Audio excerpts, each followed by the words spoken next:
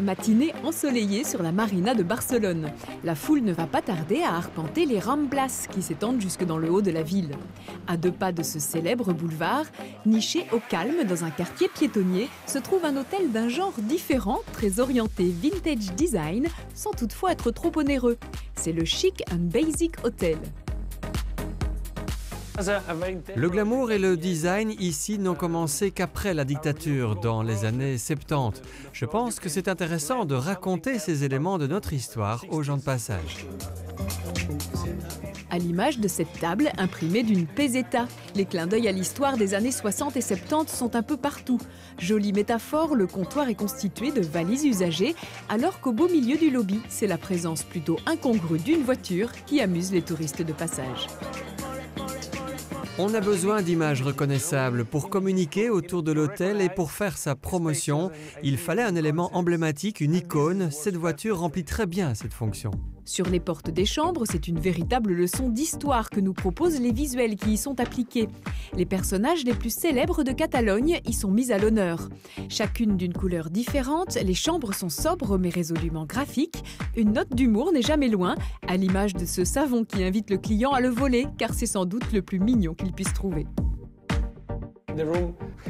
Bien sûr, la chambre doit être propre, mais le reste n'a pas tellement d'importance.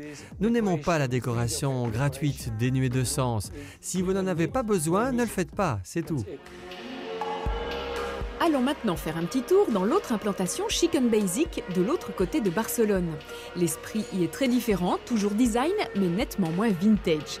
Ici, c'est sans nul doute la lumière, l'actrice principale des lieux. Elle est mise en scène dès la montée d'escalier. Cette magnifique scénographie se prolonge aux étages, dans les couloirs habités d'étranges colonnes saturées de couleurs.